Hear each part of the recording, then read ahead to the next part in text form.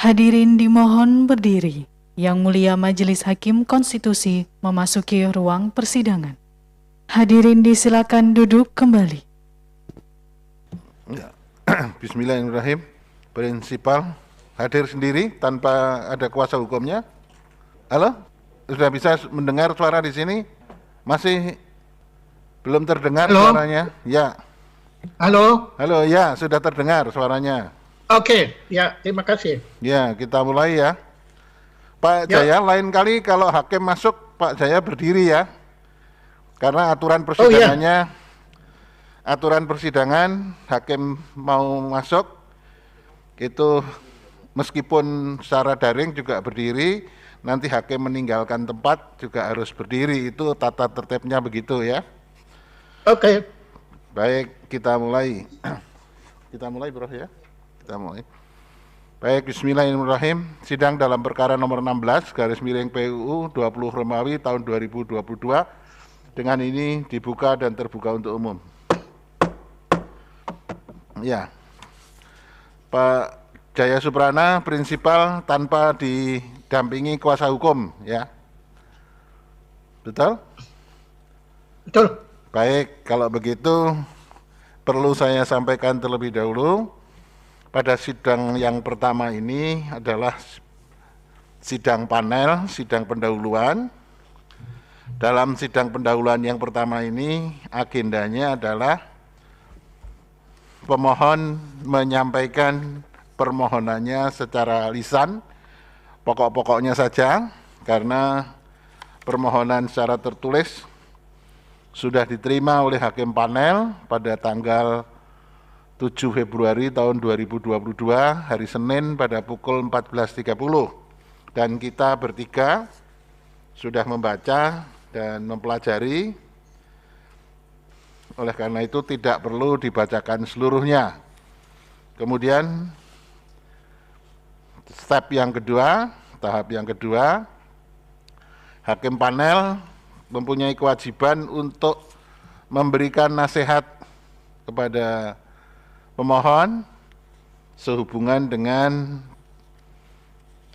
perbaikan permohonan ini. Jadi nasihat-nasihat, masukan supaya permohonan ini bisa menjadi benar sesuai dengan peraturan Mahkamah Konstitusi dan sesuai dengan undang-undang supaya diperbaiki, atau bisa juga pemohon menggunakan haknya tidak akan memperbaiki permohonan ini. Ya. Jadi perkara ini sudah diregister menjadi perkara nomor 16 garis miring PUU 20 Romawi tahun 2022. Baik, sekarang kita mulai. Pak Jaya, saya persilakan untuk menyampaikan pokok-pokoknya permohonan ini, dan nanti pada waktu masuk petitum supaya dibacakan seluruhnya petitumnya. Saya persilakan Pak Jaya. Terima kasih. Ini suatu kehormatan bahwa saya diperkenankan untuk mengajukan, sebetulnya saya tidak menggunakan perkataan tuntutan permohonan kepada Mahkamah Konstitusi, Yang Mulia Mahkamah Konstitusi, untuk meninjau kembali peraturan atau apalah istilahnya, saya awam itu tidak bisa menggunakan istilah mengenai presidential threshold. Dengan segala keterbatasan kemampuan kami menafsirkan apa yang disebut sebagai ambang batas calon presiden, yang disebut juga sebagai presidential threshold, kami memberanikan diri untuk memohon kepada Yang Mulia Mahkamah Konstitusi mengenai peraturan ini atau undang-undang ini atau apapun namanya, itu sebab kalau masalah hukumnya saya kira Majelis Hakim dan Mahkamah Konstitusi jelas jauh lebih mengetahui apa duduk permasalahan hukumnya. maka kami tidak akan mengulang lagi apa yang kami ajukan secara tertulis, sebab itu kebanyakan adalah menyangkut masalah hukum, tetapi kami menyampaikan kenapa kami mengajukan hal tersebut, ya, permohonan tersebut. Jadi walaupun saya akan dianggap sebagai awam, tapi memang saya awam, dan dianggap saya keliru, memang saya keliru karena saya tidak mengerti proses hukum ini. Nah, begini, sederhana sekali. Masalahnya sebetulnya bukan menyangkut diri saya, tetapi menyangkut negara ini, negara, bangsa, dan rakyat Indonesia. Sebab menurut pendapat saya secara subjektif, yang tentu saja bisa saja keliru, adalah peraturan presiden tersebut itu membatasi hak setiap warga untuk maju sebagai wakil presiden. Sebab syarat-syarat yang tertera di dalam presidensial threshold itu jelas saya tidak mungkin bisa memenuhinya, ya, sebagai seorang warga. Nah, tapi kalau saya nggak ada masalah.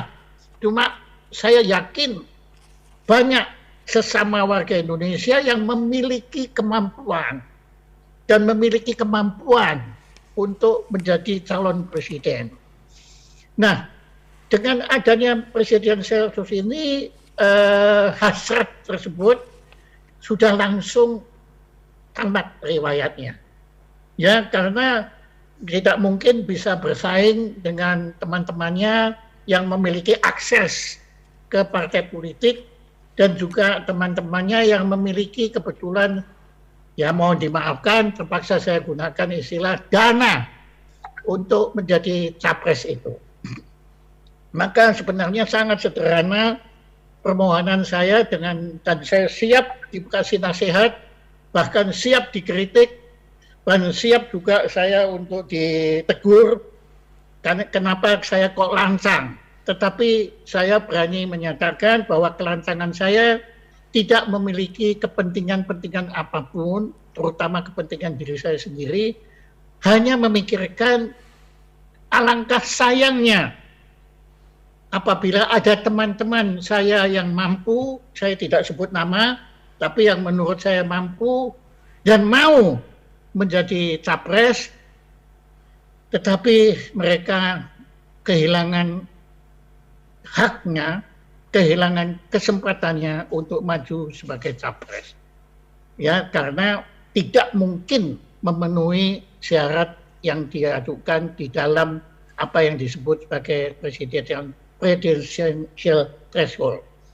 Nah, saya kira untuk sementara cukup demikian. Kami tidak akan membosankan sidang terhormat ini dengan hasrat keinginan pribadi saya, dan kami dengan mengucapkan terima kasih sedalam-dalamnya, kami kembalikan waktu dan tempat kepada pimpinan sidang Mahkamah Konstitusi yang mulia ini, itu untuk kemudian memberikan kritik, memberikan saran, memberikan nasihat atau apapun terhadap kekeliruan yang telah saya lakukan ini. Baik, demikian kalau begitu, sebagai rakyat Indonesia, sebelum diakhiri, saya minta untuk dibacakan petitumnya pada halaman 8 itu secara lengkap. Pada halaman 8 petitumnya harus dibacakan secara lengkap. Permintaannya apa? Ya, begini, kebetulan saya tidak memiliki itu ada nggak ada kan? Ya, kami sudah kirim semua ke Mahkamah Konstitusi. Oke, baik. Kalau begitu, ya, petitumnya di halaman 8 dianggap telah dibacakan, gitu ya, Pak Jaya Suprana ya? Ya, silakan. Baik, kalau begitu petitum nomor 1, 2, 3 pada halaman 8 permohonannya Pak Jaya Suprana ini dianggap telah dibacakan. Sekarang berikutnya Pak Jaya, sesuai dengan undang-undang, maka hakim panel akan memberikan nasihat dan pandangan ya sesuai dengan ketentuan peraturan perundangan supaya permohonan ini dapat disempurnakan. Masukan-masukannya dapat dipakai sebagai bahan untuk menyempurnakan permohonan ini. Tetapi sekali lagi, ini kewajiban dari majelis panel, terserah kepada Pak Jaya akan memperbaiki atau tidak, nasihat-nasihat itu akan dipakai atau tidak, ya. Terima kasih. Terima kasih. Sekarang yang pertama saya persilahkan Yang Mulia Bapak Dr. Manahan untuk memberikan masukan pandangannya mengenai permohonan ini. Saya persilahkan. Baik, terima kasih Yang Mulia Prof. Haris sebagai Ketua Panel memberi kesempatan kepada saya untuk yang pertama. Kepada pemohon Pak Jaya Suprana ya, apakah sudah pernah beracara di Mahkamah Konstitusi? Ya, sudah sering, tapi acaranya lain, yaitu memberi anugerah muri kepada Mahkamah Konstitusi beberapa kali. Jadi beda ya, beracara itu konotasinya adalah menghadiri persidangan ya. Kalau belum pernah. Belum pernah. Baiklah kalau gitu harusnya tentunya Bapak harusnya didampingi ya, kalau tidak bisa secara hukum menyampaikan atau menganalisa ini. Karena tadi Bapak hanya secara lisan saja menyampaikan. Nah, tapi tidak apa-apa ya. Yang penting kalau mau Bapak mendengar nasihat atau saran kita, karena ini juga kita diwajibkan oleh undang-undang ya untuk memberi saran. Jadi Bapak siaplah untuk mencatatnya. Baik, jadi kalau dari format permohonan saya melihat sudah memenuhi ya.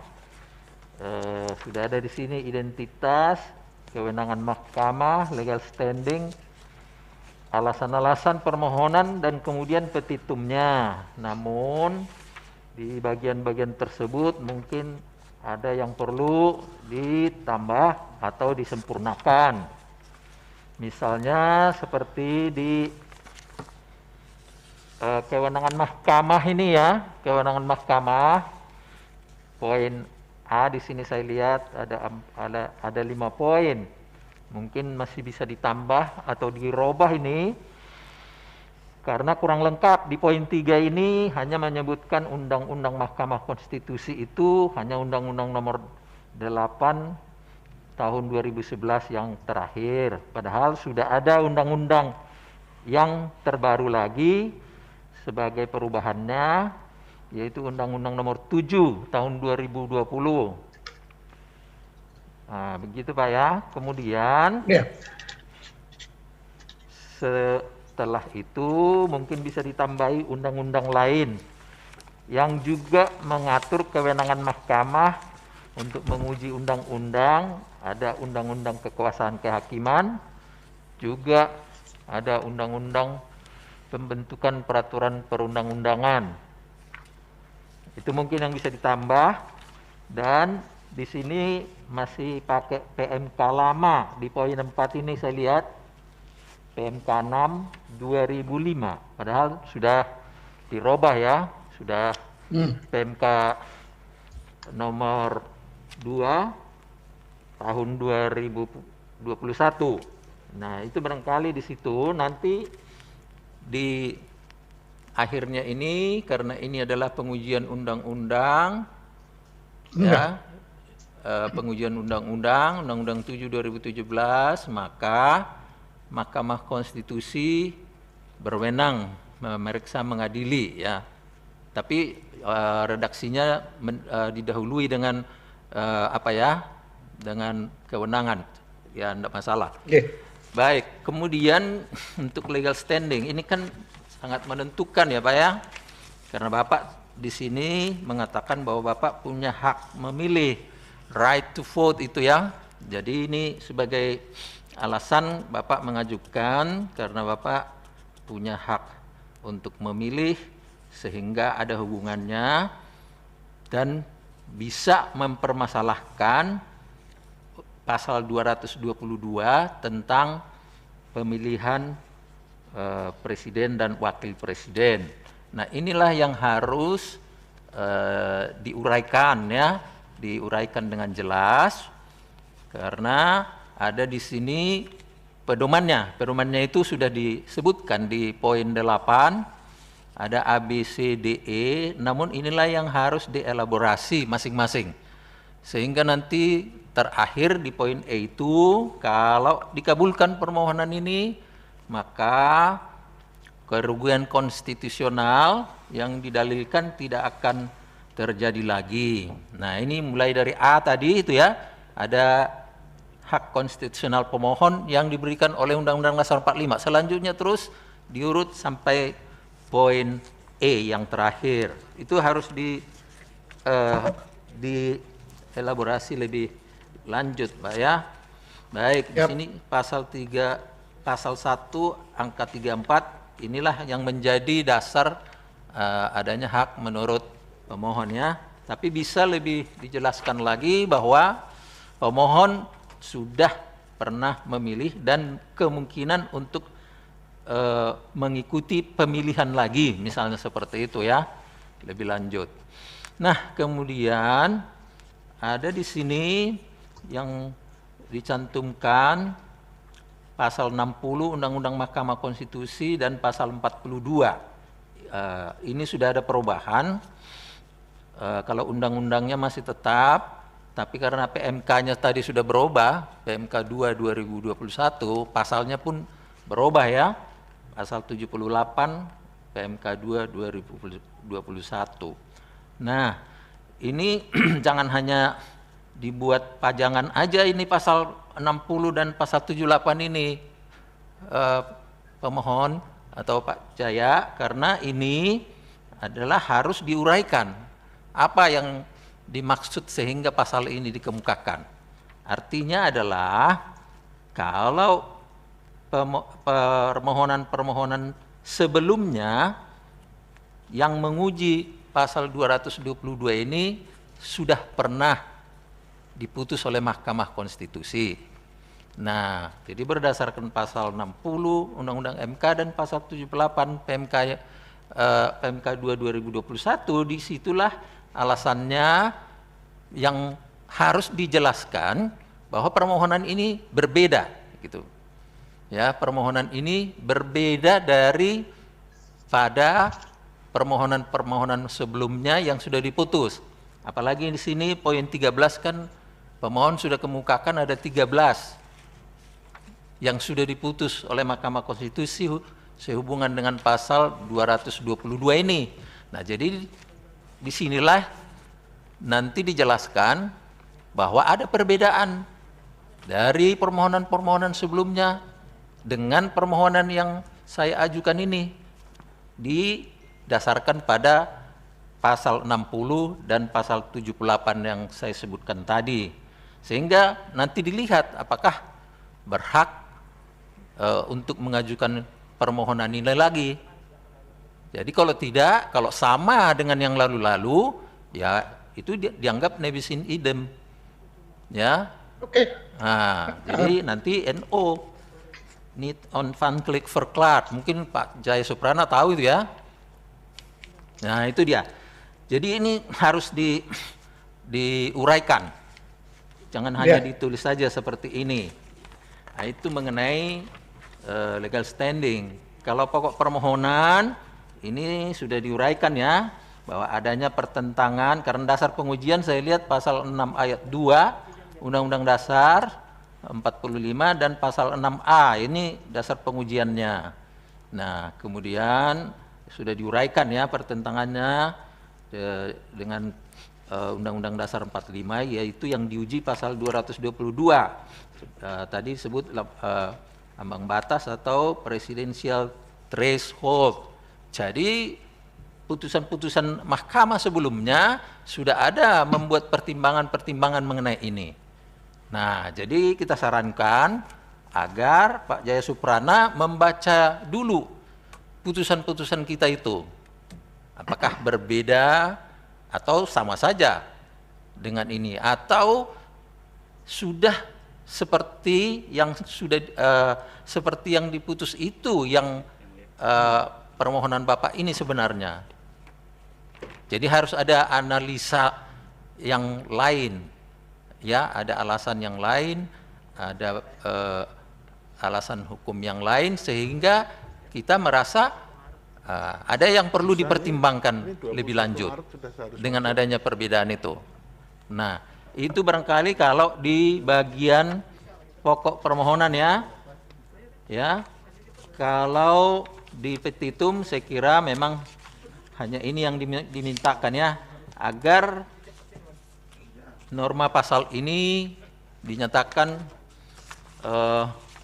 bertentangan dengan Undang-Undang Dasar 45 dan tidak mempunyai kekuatan hukum mengikat. Hanya itu saja saya lihat, dan ya saya kira nggak perlu saya komentari mengenai petitumnya.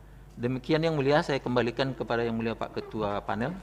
Baik, terima kasih Yang Mulia Bapak Dr. Manahan. Sekarang Pak Jaya, nasihat masukan dari Yang Mulia Profesor Dr. Eni Nurbaningsih. Saya persilakan Yang Mulia. Terima kasih Yang Mulia Pak Ketua. Pak Jaya Suprana, begini Pak Jaya. Saya kebetulan kemarin di jam yang hampir sama, jam 14.30 ya, itu juga ada sidang pendahuluan sebagai panel dalam sidang pendahuluan untuk perkara nomor 13. Kebetulan pemohonnya ada 7 di situ Pak. Saya coba membaca permohonan dari Pak Jaya ini dengan permohonan yang kemarin itu kok persis sama gitu loh Pak. Ya, saya tidak tahu apakah itu masih ada kaitan atau tidak, itu soal lain ya. Tetapi ini persis sama ya. Nah, ini yang perlu saya sampaikan. Saya tidak tahu juga yang membuat ini siapa dari Pak Jaya, tetapi yang jelas begini Pak Jaya ya. Karena Pak Jaya ini kan mengajukan permohonan pengujian undang-undang ke MK. Pada saat tadi mengajukan permohonan pengujian, dan ini untuk pertama kali mungkin Pak Jaya melakukan itu sendiri langsung bahkan sebagai prinsipal. Kalau biasanya berhubungan dengan mahkamah untuk soal yang lain, bukan soal dalam hukum beracara dalam persidangan seperti ini, tetapi untuk acara yang lain tadi termasuk misalnya memberikan muri, itu kan soal lain ya. Tetapi di sini sedang beracara dalam sebuah persidangan yang terbuka untuk umum. Tadi juga Pak Jaya menyampaikan bahwa ya ini saya serahkan sepenuhnya kepada Mahkamah Konstitusi. Ya, maksudnya apa seperti itu? Itu sesungguhnya di dalam proses beracara dalam pengujian undang-undang sebetulnya tidak diperbolehkan seperti itu Pak. Karena pemohon itu ya yang apa yang dia mohonkan itulah yang harus dia sampaikan, termasuk pokok-pokoknya di situ. Jadi harus sampaikan, saya memohonkan disampaikan sesuai dengan formatnya di situ satu persatu. Jadi bukan MK yang menebak-nebak nanti apa yang dimohonkan di situ, tetapi berdasarkan apa yang memang menjadi kehendak dari prinsipal. Kebetulan di sini langsung yang maju adalah prinsipalnya langsung. Jadi itu penting Pak ya. Apalagi kemudian berikutnya tadi prinsipal juga menyampaikan, saya sesungguhnya tidak punya masalah di situ, tidak ada kepentingannya saya sama sekali itu. Nah, itu berarti tidak ada legal standingnya pula dari si pemohon gitu loh Pak. Mestinya pemohon itu harus dengan bersikukuh menyampaikan bahwa saya punya kepentingan di situ, kedudukan hukum saya dirugikan, ya, akibat berlakunya norma begitulah. Kalau tidak punya kepentingannya bagaimana mau mengajukan permohonan gitu loh, ya kan? Orang yang mengajukan permohonan semua punya kepentingan, bahkan dia begitu kuatnya, begitu kekehnya untuk mempertahankan kepentingan dia yang menurut anggapannya dirugikan akibat berlakunya ketentuan atau norma dalam suatu undang-undang begitu. Nah, tadi Pak Jaya mengatakan itu nggak ada kepentingannya saya di situ lah. Ini sesuatu yang sebetulnya menjadi agak tidak boleh disampaikan dalam permohonan pengujian suatu undang-undang Pak ya. Itu berarti menunjukkan tidak punya legal standing seperti itu. Itu yang ingin saya tegaskan. Tadi sudah disampaikan panjang lebar oleh Yang Mulia Pak Manahan. Saya juga ingin menyampaikan saya kira poin-poin saja, karena bagaimanapun juga Pak Jaya tidak didampingi oleh lawyer, jadi sendirian di sini. Ya monggo nanti apakah perbaikan permohonan ini akan dikerjakan sendiri atau kemudian ada pendampingan, silakan kepada prinsipal saja. Tetapi memang sebelum mengajukan permohonan ini memang harus dipahami terlebih dahulu tentang beracara di dalam pengujian undang-undang, Pak Jaya ya. Itu ada peraturan teknisnya sekarang sudah dikeluarkan oleh MK yang terbaru, yaitu Peraturan Mahkamah Konstitusi atau PMK nomor 2 2021. Itu di situ sudah dijelaskan formatnya seperti apa, formalnya untuk mengajukan permohonan. Nanti silakan diperbaiki terkait dengan format tersebut ya, dari mulai kewenangan mahkamah itu harus diperbaiki di sini Pak, karena ini singkat boleh tetapi harus mencakup hal-hal yang memang diperlukan untuk menjelaskan terkait dengan kewenangan tersebut ya, mulai dari undang-undang dasarnya ada, undang-undang kekuasaan kehakimannya juga ada, undang-undang tentang MK-nya juga lengkap termasuk yang terbaru di situ yang menunjukkan adanya kewenangan mahkamah. Kalau PMK tidak dimasukkan nggak apa-apa, tetapi undang-undang harus ada di situ, termasuk tadi sudah disebutkan undang-undang tentang pembentukan peraturan perundang-undangan. Kemudian di bawahnya dikutiplah itu pasal yang dimohonkan pengujiannya, yaitu pasal 222 Undang-Undang Pemilu. Kemudian dasar ujinya juga dikutip di situ, baru disimpulkan di situ. Kesimpulannya bahwa MK berwenang untuk kemudian memeriksa, mengadili dan memutus permohonan pengujian tersebut. Itu kesimpulannya setelah lengkap itu ya. Nah, ini yang belum. Termasuk tadi sudah disampaikan, ini di halaman 3 juga ini sederhana sekali. Tetapi seharusnya ini harus kuat Pak, menyangkut kedudukan hukum, termasuk dalam kaitan ini memang harus dibaca putusan MK, tidak hanya putusan 74 yang sudah dikutip di sini, tetapi termasuk putusan terbarunya yang baru saja diputuskan oleh MK. Itu ada 6 putusan MK terkait dengan pengujian pasal 222, ada 6. Induknya ada di dalam putusan nomor 66, itu menegaskan kembali putusan nomor 74 yang sudah dikutip oleh Pak Jaya. Itu ditegaskan kembali dalam putusan terbaru, yaitu putusan nomor 66. Bapak lihat nanti amar putusannya, walaupun ada dissenting di situ, tetapi yang dilihat adalah putusan itu adalah putusan Mahkamah Konstitusi. Disitulah kemudian ditegaskan oleh MK bahwa yang dapat mengajukan permohonan pengujian terkait dengan pasal 222 itu adalah partai politik ya. Itu di luar dissenting itu adalah hal yang lain Pak, tapi putusan MK-nya menyatakan itu adalah partai politik. Sementara Pak Jaya ini kan perorangan kualifikasinya. Bagaimana Pak Jaya bisa menjelaskan, membangun sebuah argumentasi yang sangat kuat untuk bisa meyakinkan MK dengan dasar-dasar argumentasi yang berbeda dengan sebelumnya bahwa seharusnya perseorangan pun bisa diberikan legal standing. Nah itu harus Bapak bangun itu. Nah bangunan argumentasi itu memang belum ada di dalam permohonan yang disampaikan oleh Pak Jaya ini. Karena ini masih persis sama dengan permohonan sebelumnya yang disampaikan kemarin gitu ya. Jadi belum ada bangunan argumentasi yang kokoh kuat untuk bisa meyakinkan mahkamah apakah betul perseorangan itu sebetulnya bisa mengajukan permohonan terkait dengan pasal 222 itu. Ini tolong silakan nanti diperbaiki dengan menjelaskan satu persatu secara detail. Di sini sudah disebutkan ada syarat kerugian konstitusional itu huruf A sampai huruf E. Tetapi bagaimana kemudian uraian seluruhnya itu memang belum tampak di sini. Apalagi tadi secara lisan sudah menyampaikan tidak punya kepentingan. Nah itu kan agak, karena hal apa yang disampaikan dalam persidangan itu dicatat Pak. Karena sidang terbuka untuk umum. Ada di salah persidangannya juga ya. Nah ini harus Bapak uraikan ini, ya uraikan ini, uraikan dengan baik ya semua ini. Kalau memang ini memang permohonan menyangkut kepentingan dari pemohon begitu. Nah, termasuk di dalamnya juga tadi sudah dijelaskan juga apa yang menjadi satu pembedanya dengan perkara-perkara yang telah diputus oleh MK.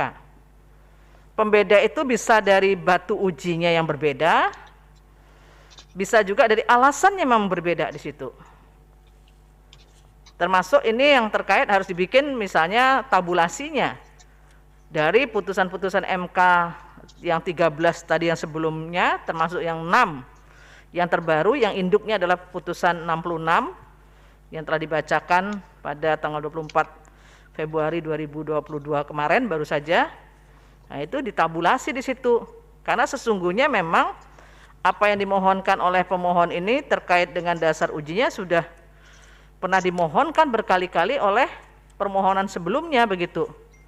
Nah, ini yang harus dibangun kembali, di mana letak pembedanya di situ supaya tidak menjadi satu permohonan yang dinyatakan sebagai nebis in idem seperti itu, Pak. Nah, kalau nebis in idem kan dia tidak dapat diterima permohonannya, Pak. Apalagi tidak punya legal standing seperti itu. Nah, ini yang harus dibangun sedemikian rupa, termasuk juga alasan permohonannya. Nah, kalau dilihat alasan permohonan ini memang belum menggambarkan sesungguhnya di mana letak problematika konstitusionalnya di situ. Pertentangannya antara pasal 222 itu dengan pasal yang dijadikan batu uji itu belum tampak di sini. Karena yang dimunculkan justru terkait dengan dissenting. Kalau dissenting kan tidak bisa dijadikan dasar di sini, Pak. Yang dijadikan dasar ya putusan MK-nya sendiri gitu loh. Dissenting itu dimunculkan hanya menggambarkan bahwa dalam putusan itu ada pendapat yang berbeda, tetapi putusan MK yang menjadi dasar untuk pegangan, untuk melihat apa sesungguhnya amar dari putusan MK itu. Nah, ini memang belum tampak di sini mengenai hal-hal tersebut. Kalau seperti ini ya sudah pernah berkali-kali diputus oleh MK. Jadi mungkin nanti sekali lagi Pak Jaya juga perlu melihat putusan-putusan MK terbaru tersebut, ya, termasuk petitumnya hampir sama semua. Saya kira itu yang dapat saya sampaikan kepada Pak Jaya. Terima kasih. Saya mengalihkan kepada Yang Mulia Pak Ketua. Ya, terima kasih Pak Jaya, bisa dimengerti ya. Terima kasih Prof. Eni. Sekarang dari saya Pak Jaya. Begini Pak Jaya. Dalam pengajuan judicial review, itu yang pertama harus bisa dijelaskan adalah menyangkut kedudukan hukum, itu yang penting. Jadi uraiannya itu dalam hal ini kalau yang diuji adalah pasal 222 Undang-Undang Pemilu, berarti mahkamah berwenang, itu clear, nggak ada masalah. Tetapi yang harus diuraikan lebih lanjut supaya mahkamah ini bisa melihat pokok persoalannya, pintu masuknya adalah melalui legal standing. Legal standing itu kedudukan hukum dari pemohon, kedudukan hukum dari Pak Jaya Suprana. Putusan mahkamah nomor 66 yang baru saja dibacakan tanggal 24 Februari yang lalu mengatakan yang punya legal standing adalah partai politik yang sudah pernah ikut pemilu. Putusan-putusan mahkamah menolak perorangan mempunyai legal standing karena tidak mempunyai kerugian hak konstitusional. Nah, sekarang Pak Jaya sebagai pribadi perseorangan mengajukan. Berarti apakah mahkamah bisa mempertimbangkan atau tidak? Nah, mahkamah bisa berubah pendiriannya dari apa yang sudah diputuskan dalam putusan nomor 66, memberikan legal standing kepada perorangan, perseorangan, kalau Pak Jaya bisa meyakinkan bahwa yang punya legal standing adalah tidak hanya partai politik yang sudah pernah ikut pemilu, tapi perorangan sebagaimana kayak Pak Jaya ini bisa punya legal standing. Nah, itu harus dibangun konstruksi hukumnya, narasinya, supaya mahkamah bisa mengubah pendiriannya, memberikan legal standing kepada perseorangan warga negara Indonesia. Itu yang pertama. Meskipun di dalam putusan itu ada dissenting, tapi yang berlaku, yang mempunyai kekuatan hukum adalah putusan mahkamah. Yang dissenting itu kan tidak berlaku, itu hanya sekedar pendapat yang berbeda, tapi pendapat berbeda itu sudah dikalahkan oleh mayoritas. Yang menjadi putusan bersama adalah putusan mayoritas. Nah, sekarang coba dipelajari, diperkuat narasinya sehingga perseorangan itu bisa diberi legal standing. Itu yang pertama, pintu masuknya. Kemudian yang kedua, Mahkamah dalam putusan nomor 66 itu juga ya, salah satu dissentingnya yang diajukan oleh 2 orang hakim mengatakan masalah pasal 22 ini adalah pasal-pasal atau pasal yang konstitusional. Artinya pasal yang tidak bertentangan dengan Undang-Undang Dasar. Atau dengan kata lain tidak bertentangan dengan pasal 6A Undang-Undang Dasar. Mengenai besar kecilnya presidensial threshold, apakah itu cukup 2%, 5%, yang sekarang yang digunakan adalah 20%, itu open legal policy, terserah kepada pembentuk undang-undang, DPR bersama dengan pemerintah. Nah, sekarang oleh Pak Jaya dikatakan ini merugikan karena ada warga negara yang mestinya memenuhi persyaratan untuk bisa menjadi presiden atau wakil presiden tidak bisa maju sebagai calon karena tidak diusulkan oleh partai politik. Ini berbeda dengan putusan mahkamah pada waktu mengadili judicial review kepala daerah, bupati, wali kota, gubernur, aturannya itu juga diusulkan oleh partai politik atau gabungan partai politik. Tetapi mahkamah berpendapat karena pasal 18 Undang-Undang Dasar tidak mengatur itu secara jelas, maka aturannya untuk pemilihan gubernur, wakil gubernur, kepala daerah, dan bupati, wali kota, kepala daerah itu bisa usulnya dari calon perseorangan. Nah, untuk presiden pasal 6A itu tidak bisa dari perseorangan, itu pendapat dari mahkamah.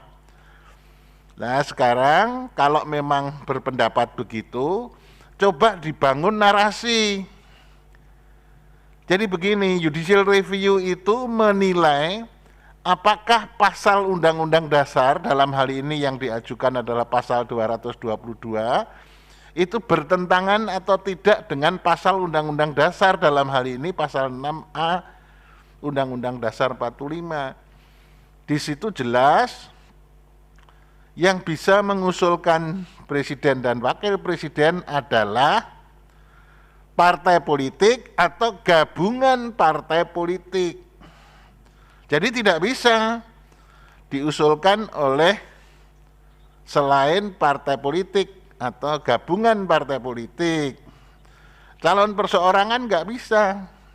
Partai yang belum mengikuti pemilu juga tidak bisa karena harus memenuhi persyaratan sudah pernah ikut pemilu, ditunjukkan dengan persentase perolehan suaranya. Nah, ini mahkamah juga bisa berubah pendiriannya kalau dibangun narasi konstruksi hukum yang meyakinkan. Jadi ukurannya itu bukan negara lain, ukurannya adalah Konstitusi Republik Indonesia. Ukurannya, penilaiannya, batu ujinya adalah pasal Undang-Undang Dasar 1945. Kalau ada narasi-narasi yang membandingkan dengan negara lain, itu sebagai perbandingan dan hakim juga akan menilai apakah perbandingan itu bisa dipakai di Indonesia atau tidak. Karena masing-masing konstitusi negara-negara yang ada di dunia ini berbeda-beda. Itu yang harus dibangun sehingga mahkamah bisa saja mengubah pendiriannya. Mengubah pendirian di bidang legal standingnya dan mengubah pendiriannya di bidang pokok masalahnya yang diujikan, ya. Jadi ini tolong dipelajari. Tadi perkara 74, yang terbaru perkara 66, 68 dan seterusnya itu juga dipelajari sehingga bisa dipakai sebagai bahan untuk menggugurkan atau menegasikan apa yang sudah menjadi putusan mahkamah. Itu Pak Jaya dari saya, sehingga Pak Jaya bisa kemungkinannya satu, memperbaiki permohonan ini, atau bisa juga tidak memperbaiki permohonan ini, ya sudah biar sajalah terserah hakimnya, bisa. Atau yang ketiga, loh kayaknya percuma ini nggak bisa diperbaiki karena tidak ada bangunan argumentasi yang bisa meyakinkan hakim. Wah lebih baik saya cabut saja permohonan ini, itu juga bisa. Jadi ada kemungkinan-kemungkinan itu. Ya Pak Jaya, bisa diterima? Ya. Gimana Pak Jaya? Halo? Ya, halo. Ya. Siap. Ya. Boleh saya menyampaikan terima kasih? Boleh, silakan Pak Jaya, saya beri kesempatan. Iya. Pertama saya betul-betul merasa berterima kasih sekali kepada Yang Mulia yang ada di sini, sidang hakim ini. Maaf istilahnya saya mungkin keliru, tapi yang mulianya benar di sini. Saya terima kasih sekali karena hari ini saya mendapat pencerahan bagaimana proses pengajuan acara ke MK. Terima kasih sekali atas pengarahan, terutama yang menunjukkan pintu terbuka untuk memahami bahwa ternyata MK sebetulnya sudah memutuskan beberapa perkara yang serupa dengan apa yang saya ajukan, karena memang betul tadi Ibu Profesor itu menyatakan itu betulnya sama dengan teman-teman yang mengajukan itu, karena bahasa hukumnya kan saya tidak mengerti. Maka saya serahkan kepada teman untuk membuatkan itu, dan itu ternyata sama dengan yang lain, dan ternyata itu sebetulnya sudah gugur, sudah dinyatakan tidak sah oleh MK. Nah itu yang saya mohon maaf, saya tidak sadar, maka saya menghadiri sidang ini. Nah, kemudian ada pertanyaan saya satu yang mungkin mohon dapat dijelaskan supaya saya lebih mengerti. Apakah saya salah alamat dengan mengajukan permohonan saya ini ke MK? Karena kalau tadi berdasarkan dari Yang Mulia tadi sudah utarakan, sebenarnya ini lebih tepat diajukan ke DPR. Ya, di sini. Nah, itu mohon pencerahan sedikit, dan saya mohon dimaafkan mengenai istilah kepentingan itu. Memang betul secara politis saya itu tidak punya kepentingan. Ya, dalam arti diri saya. Ya, tidak punya kepentingan mengenai ini presiden seperti itu. Tetapi secara politis sebagai warga Indonesia yang kemudian tahu ada teman-teman, jadi kepentingan teman-teman yang mau dan mampu menjadi capres itu, nah itu yang saya maksud.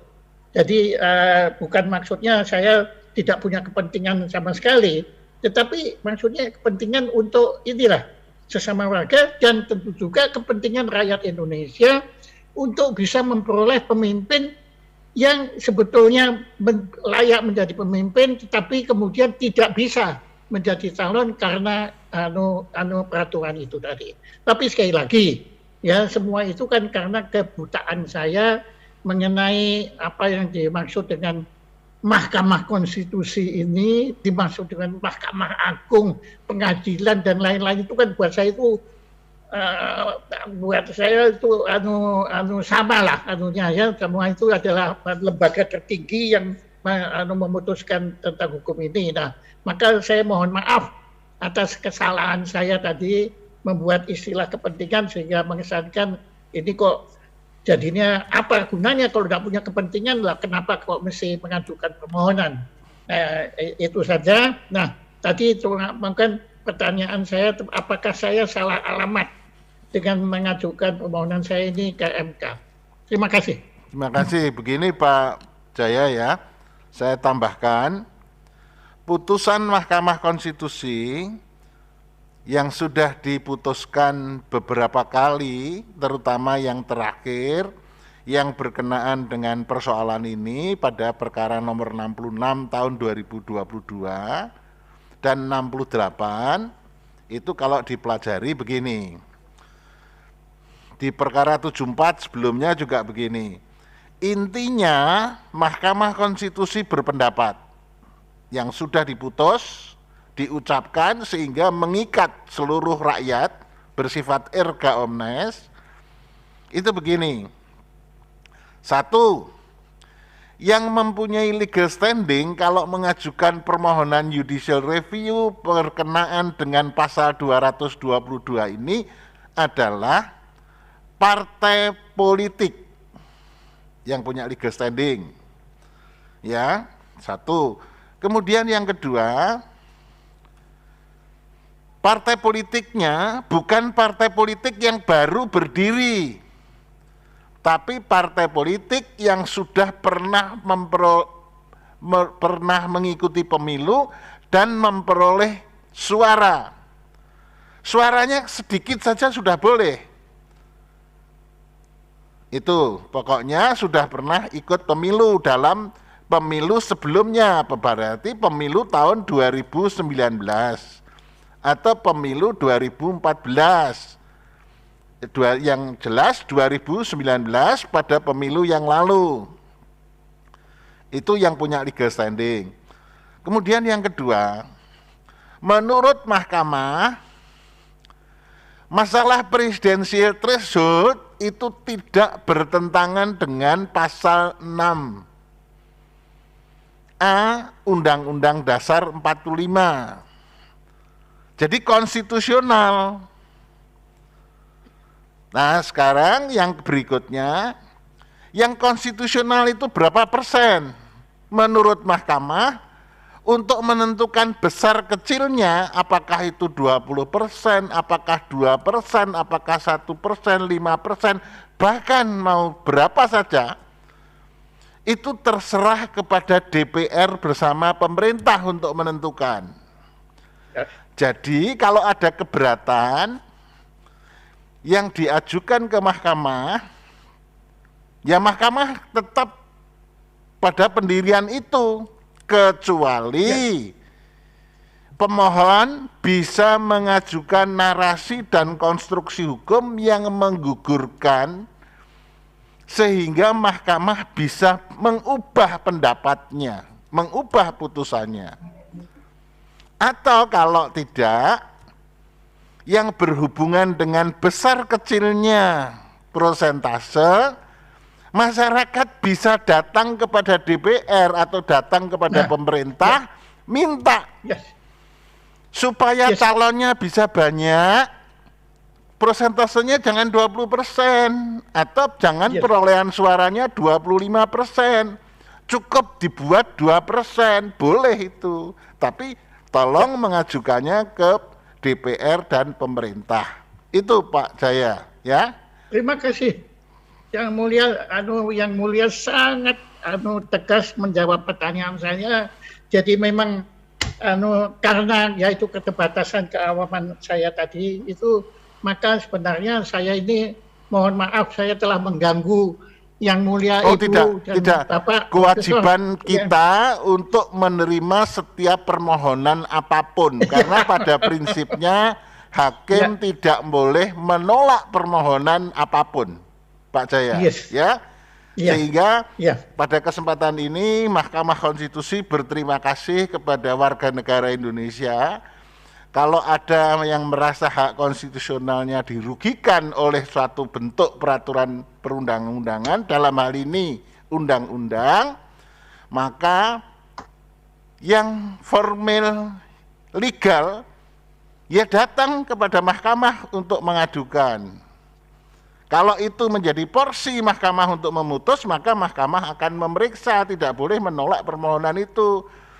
Jadi hakim mahkamah itu selalu berterima kasih kalau ada permohonan yang masuk, karena itu menunjukkan kepedulian dari warga negara Indonesia, dalam hal ini kepedulian Pak Jaya Suprana atas perkembangan demokrasi dan hukum di Indonesia. Terima kasih, kita yang berterima kasih Pak Jaya.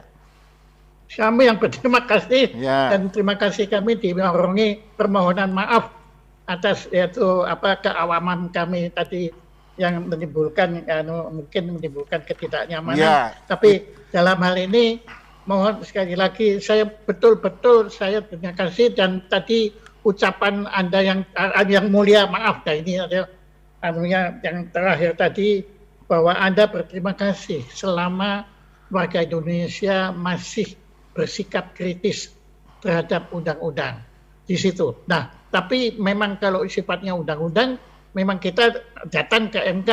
Tapi kalau sikapnya tadi mengenai persentasi itu bukan urusan MK. Itu adalah urusan teman-teman kita, itu istilah para wakil rakyat di DPR. Istilah hukumnya bersifat open legal policy. Kewenangannya bukan kewenangan mahkamah, tapi yang menentukan adalah DPR bersama dengan pemerintah. Gitu. Terima kasih, ini kuliah hukum, dan bukan hanya hukum, tapi kuliah keadilan yang terbaik yang saya pernah terima. Maka saya ucapkan terima kasih kepada Yang Mulia Ibu Profesor, dan kepada yang mulia dua bapak profesor yang ada di depan saya ini, saya ucapkan terima kasih. Terima kasih Pak Jaya. Jadi ini kemudian sebelum saya akhiri, Pak Jaya ada lagi yang akan disampaikan? Cukup? Itu saja, itu sudah sangat bagus. Baik. Kalau begitu, ini ada ketentuan yang harus saya sampaikan kepada pemohon Pak Jaya Suprana. Pak Jaya itu bisa memperbaiki permohonan ini, ya, atau bisa juga mencabut permohonan ini, atau bisa juga tidak memperbaiki, langsung saja diserahkan kepada mahkamah. Ada batas waktunya. Kalau memperbaiki atau menyatakan sikapnya, paling akhir pada hari Senin 21 Maret 2022. Oke. 21 Maret 2022 pada hari Senin. Itu paling akhir. Nanti baik hard copy maupun soft copy-nya bisa diserahkan 2 jam sebelumnya pada hari itu. Pada Senin 21 Maret 2022. Setelah itu kita menggelar sidang pendahuluan yang kedua untuk menerima kembali sikap terakhir dari pemohon, dari Pak Jaya Suprana. Ya, baik. Terima kasih. Sudah cukup Pak Jaya? Cukup. Baik, sekali lagi terima kasih. Kalau mencabut? Kalau mencabut juga nanti bisa disampaikan secara tertulis atau bisa juga disampaikan pada persidangan yang akan digelar kemudian setelah batas waktu Senin 21 Maret 2022. Oh, jadi kalau mau mencabut juga sebelum 21 Maret itu mengajukan surat pencabutan GG. Bisa, gitu. Ya? Oke. Baik, Pak Jaya, terima kasih. Kalau sudah tidak ada lagi, terima kasih. Kita berdoa bersama supaya bersama-sama negara hukum yang demokratis di Indonesia bisa berkembang dengan sebaik-baiknya berdasarkan ideologi dasar negara Pancasila. Terima kasih Pak Jaya, sidang selesai dan saya nyatakan ditutup. Hadirin dimohon berdiri. Yang Mulia Majelis Hakim Konstitusi meninggalkan ruang persidangan. Hadirin disilakan duduk kembali. Hadirin yang kami hormati, demikianlah persidangan pada hari Selasa 8 Maret 2022 untuk perkara nomor 16/PUU _20 telah selesai. Sidang berikutnya akan dilaksanakan pada pukul 14 waktu Indonesia Barat untuk perkara nomor 18 dan 19/PUU _20 Terima kasih, selamat siang.